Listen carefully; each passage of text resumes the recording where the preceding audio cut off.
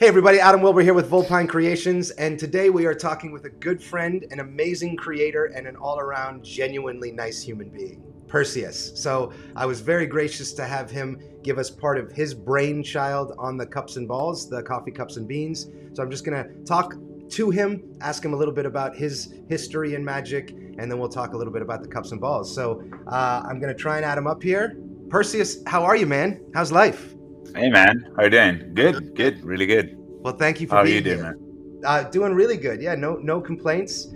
All seems well, and we are right now actually recording on Thursday, the 24th. So tomorrow, the Coffee Cups and Beans gets pre-ordered and sent out to the world. So I'm excited. Definitely, Godspeed. you're a creator. You've been through this a million times. It's that Yeah. calm before the hopefully very successful and happy storm.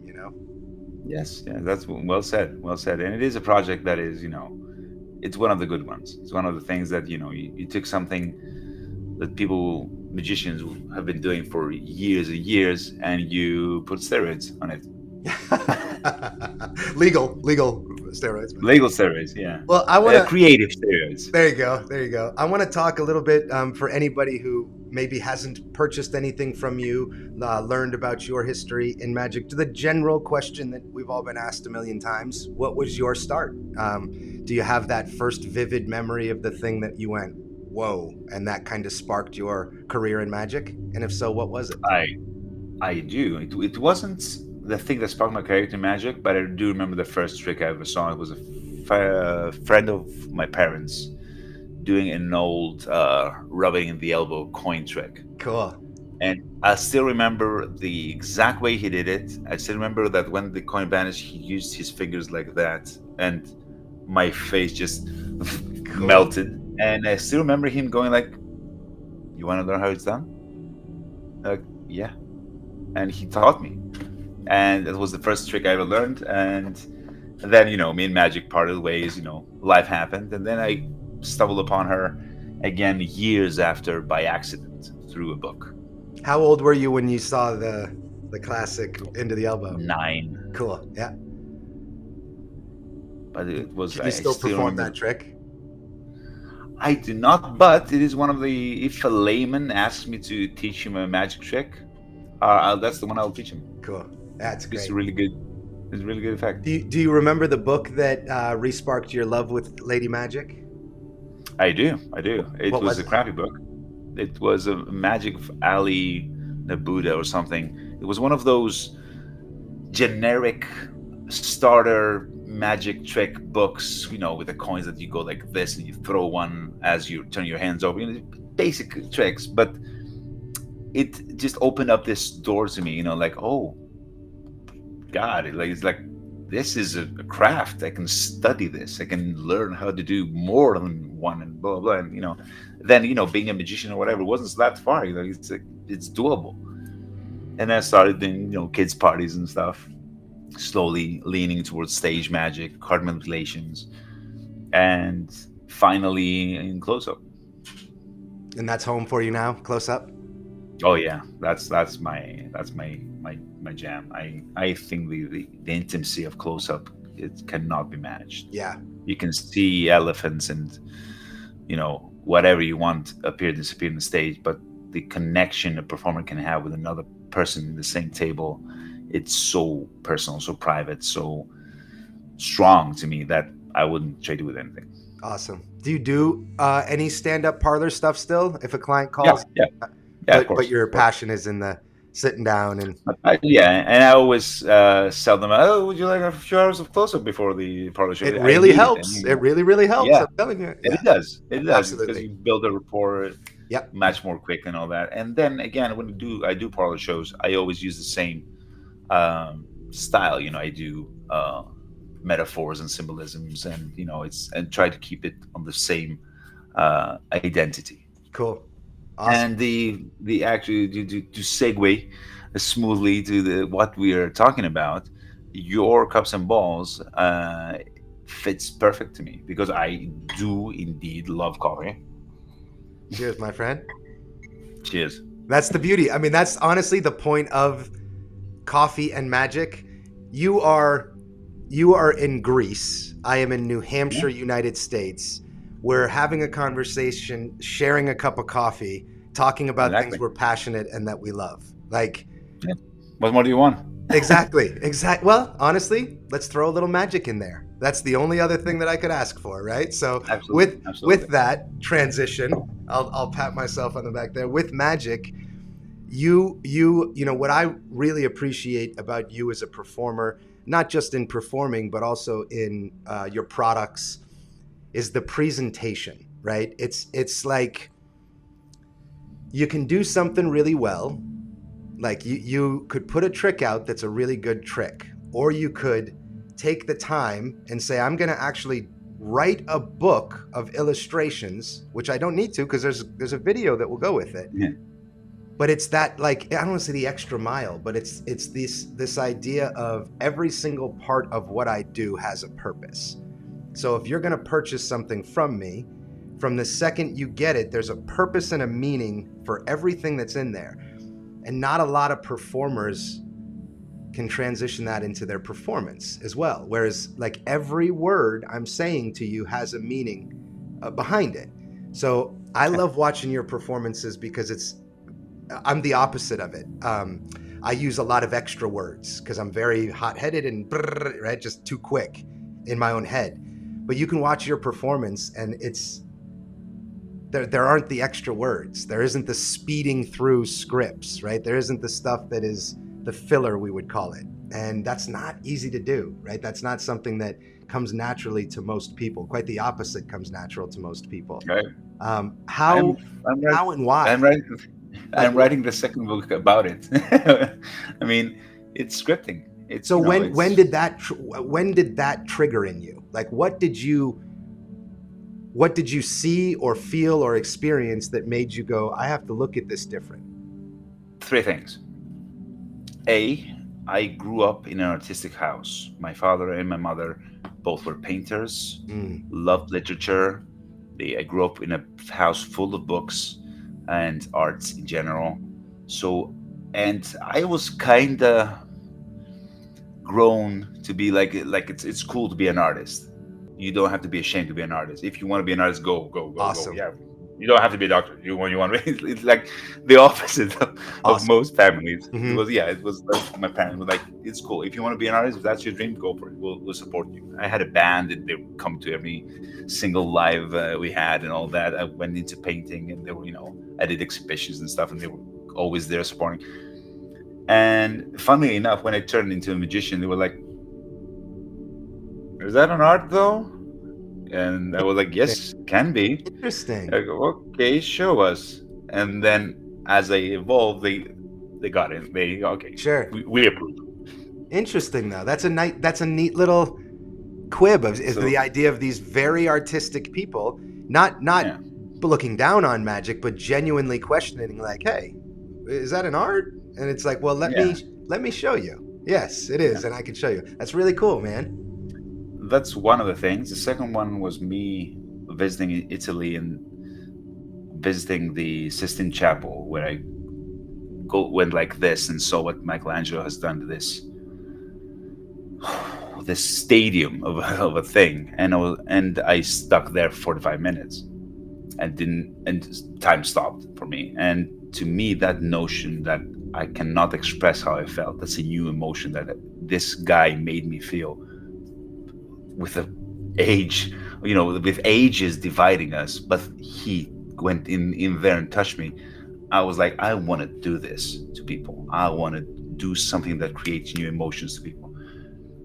And in the end, it was a session, when I say like a call I had with Eric Mee, because I always loved his magic. He's also really into scripting meaning. And at some point, I wanted, I was young, I wanted to show him what this one coin routine, a basic coin flurry. It goes into one elbow and comes to the other and all that. And he goes, oh, that's nice. That's nice. So what is it about? I'm like, it is about the coin going to the elbow. No. That's the effect. Yeah. What is it about? And the doors open in my head and I'm like, oh, there can be a theme. I can talk about stuff. I can express myself through that. then the snowball started, and all these together, made me make that metaphorical, symbolistic style of magic that I love to perform. And not strangely enough, because I always believed in it, but happily enough, people respond to that. Audiences connect to that. People react to that. Not in the David Blaine way. My magic is not the one that's gonna make people stand up and scream. But you're gonna see people cry. You're gonna see people need to hug me. You're gonna see people just gasp and stand silently. And it's a fight. You need to, most of the magicians will go like, say something to break them. And just let them have it. That's the way they react. Let it sink in. I love that. And when I went to sort of tried to transition into keynote speaking, but using the magic theme, it's the exact example of it. Because if you're speaking to people, you're trying to affect them, right? You're trying to touch them. So as a magician, we try and do the same thing, but we either do laugh lines or aha moments, right? Whatever, oh my God. But when you're speaking on stage, you're expecting the applause, right? You build to this climax, you deliver the message, and you know it resonates. But if it really hits, it's just dead silent. The room is sitting there thinking, right? And it's okay. Yeah, it takes a while to realize it's okay, though. It's a really weird thing for a magician to hear silence. It's like a comic, right? Like in Dave Chappelle's specials, it's Dave Chappelle, but there are moments in there that are aha moments. And he's a master of not walking over it. Like, imagine your whole career being, I know I'm doing good if I hear the applause. That's what we go off. And then all of a sudden, it's not there. Terrifying for a live performer. That's why you see the birth of horrible lines like, I was shocked the first time I saw it as well, so I forgot to clap. And, don't let them have it. People are different. Different people react in different ways, and it's fine. When you see someone just grasping, trying to figure what just happened, or holding their hearts and holding their breath, it's like, you don't want to touch that. Let it be. That's what you made. That enjoy it. That's great. That's great. Yeah, I love it. Just don't. I love it.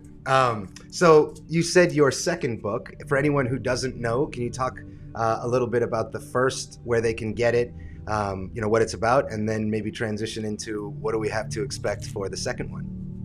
Well, again, people that have seen me perform and see what this does to people, I sound like a broken record, but I have this thing that I had this couple come into one of my residencies, and I did this small piece of magic that I do with a straw that transforms into a heart, a straw heart. And that same couple came to me the next week, and I was like, I don't remember what I performed to anyone. I was like, can you remind me? I remember you came last week. Do you remember? Can you remind me what you did? And they went, they told me the effects, and for the final one, they went like, and also this, and they went like this, and they have tattooed the straw heart on them. And I have a picture for that. Amazing. That's amazing. The best, my best compliment. And that's what my best argument also of what scripting does to people. Mm-hmm. And so I wrote Mosaic, my first book, which was about scripting, which was basically 20% of theory of the symbolistic and the metaphorical presentations, and 80% of my repertoire, basically. And people loved it. It sold out 4 times. But they were like, we need more in-depth theory on that, on exactly how you write it. Okay, I'll do the opposite. And so I'm writing the continuation of Mosaic, which is going to be called Tiles. Cool. Like so basically it's going to be the opposite, like 80% well, the mosaic's theory. The whole thing, and now you're going into each little tile of it. Exactly. Great, exactly. I love it. Then so basically it's going to be the opposite. It's going to be 80% of theory and methods and motifs and procedures that you can help scripting your magic, and there's going to be a 20% of really strong and loved pieces that I do perform. Cool. Do you have an expected release date, maybe? I'm afraid to say a date because A, it's going to pressure me. It just And pushes it in the atmosphere and lets it know, starts to get but that. it's sooner than expected. It's gonna be within this year. Cool. Definitely. Awesome. Well, let me ask you, just sort of transitioning once again into overall theme, idea, feelings, thoughts on cups and balls in general. I always tell people I look at it as it's a trick that is it's thousands of years old, right? Think about that. 1,000 years, and somebody over 1,000 years ago was tricking people. That in itself is awesome to me. Then you add this layer that it just never disappeared, but also really never deviated far from what it was.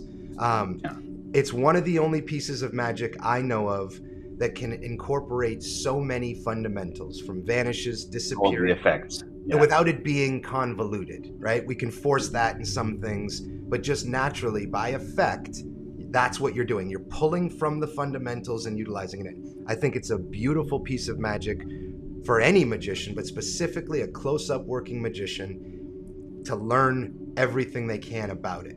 And then all of your magic benefits. So what are your what's your history with the cups and balls? Again, like a lot of magicians, I start with all the small plastic ones, and that you don't learn much. You just learn one move and just repeat it 3 times. And then I bought a metal big set. I studied the Vernon routine. I studied the Michael Lamar routine, and then I went on to buy those small. Have you seen the small Indian ones? Yeah, that way you can put your finger on and. Yeah. I got them and tried to figure out one routine like that. Then I went to let's go more minimal and tried to bought myself a chop cup and did a few routines with that. Then with an 8-ball, then with the fruit. Then you're changing the final loads and all that. And I have a case in the back made of glass. The top shelf, I don't know if it can be seen. It's only cups and balls. Cool. It's only different cups styles, and balls, right? Yeah. of different styles, and I have 3 shell games, and because it's basically the same thing. Because you say it's 1,000 years old. I would argue it's probably more than 2,000 and 3,000 years. Yeah, thousands. I was just saying in general. Thousands, yeah. Like in today's world, we think of something as old, right? And be like, that's 200 years old. Just the fact that it's over thousands of years old is mind-numbing, right? Like, it is. Could you imagine 2,000 years ago seeing that dude perform it? The context of why, when, where, the moves, like the language. I have in my possession scriptures of ancient Greece of a guy, and we're talking about 300 years old BC, of a guy performing it in a theater with a plate and having pebbles appear from underneath the blade, and then turning it like into a miser's dream thing, where he went to the audience and putting pebbles from people's clothes and stuff, which is basically the cups and balls evolving into the miser's dream or whatever. It is insane, the history of that this specific effect holds. And as you said, it's all the effects. It's the vanishing, appearance, transposition, transformation, penetration, occasionally mind reading. Which one do you want? Exactly. Some people people argue against that. I think that very true. Pick the cup. Okay, they'll both go there. That's mind reading. Yeah, right? exactly. Or mind control, whatever it is. But I argue that 100% is. And to me, what you did with cups and balls is what was needed, because to me, it always the amount of love I had for, and I have videos online that I'm doing it in theaters and close and whatever, cups and balls, chop cups and all that, and it always was an homage to me, And obviously, I'm not the first one, I'm not the last one, of a long line of magicians who performed the cups and balls of I want to show you the oldest trick of magic, blah blah blah, ancient pyramids, blah blah, all the shtick, nothing authentic, nothing original, and it always bugged me that I could not apart from the homage to the history of the trick, I could not put something fresh to it, to talk about something else other than the trick itself. And at some point, I saw in one of Dave Riggle's books, Approaching Magic, he has a trick with well, you basically, it's ungimmicked. It's, you basically have a mug, you have two marshmallows, and you talk about camping and all that. And in the end, with a really hard, really hard version, it ends up filled with cocoa. So it's basically a storytelling trick. And I always had that in the back of my mind, like, oh, I wish I could do that, but it's too messy, too old to keep that and that and that and all that. And what will happen in the pocket if that breaks and all blah, blah. And then you come along and go like, you know what? I found a way to do that. I'm like, yes, yes. So that's why the routine I also contributed. It is using one mug, one few beans, and it ends up with the liquid in the end. Because as you said, and I do adore coffee. I do love coffee. One of the reasons I do love it is like it brings us together. Yeah. The decisions I've made in my life over a mug of coffee, the connections with people, Exactly. the choices in life, all that, with that little beverage that's supposed to spark you for the morning. It's more than that. It's more than that. And I think it's like you have a really strong thing in your hands right now. And I would be afraid if I were you, to the amount of creativity that's going to come your way, what people will do with that. I can't wait, man. I'm telling you, Because that's what I can't wait for, is people basically making me go, so I invented that, and you just did what you should have done with it in the first place. Like, well done. But that's I mean, you're a creative guy, that's the fun, right? Someone hitting you up and you going, well, I'm glad I put it in someone's someone's hands smarter. Exactly. It's such a great compliment,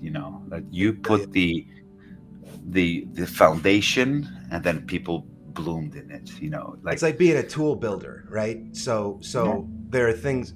Watching Ryland, Craig Petty's son, is on the project. I saw his video of his performance, and it's a 2-cup performance, and he's got 4 adults sitting there, and they're Craig's friends, so they've seen magic. Now they're not heckling him, but they're also not like, oh, cute kid doing magic, right? They're watching this shit. Watching him perform this 4-minute long routine and getting these genuine reactions, genuinely fooled and happy, lighthearted reactions from adults. Honestly, Felix called me right after, but if he hadn't, I probably would have teared up, because it was such a weird thing to have this thing in my world for like a decade that I just played with. And then pretty quickly over the last month, some people got him and did some stuff. And then really, it was one of the first videos I'd seen of someone else doing it. And it was a 9-year-old kid really entertaining these adults with his own, and Craig made him develop his own routine. So it's not like this was his own thing. And man, there was that was like, so now it's like, all right, how do we conjure that up? Well, make a Facebook group and invite everybody to submit their performances. What is that, right? Because if it can be a community of this, like, hey, we get it. Here's my take on it. Here's this on it. Here's that on it. Then it never dies, right? That's the thing about art, right? Your goal is that the art just keeps going, or at least it is. It is what Irwin Yalom talked about with his ripples.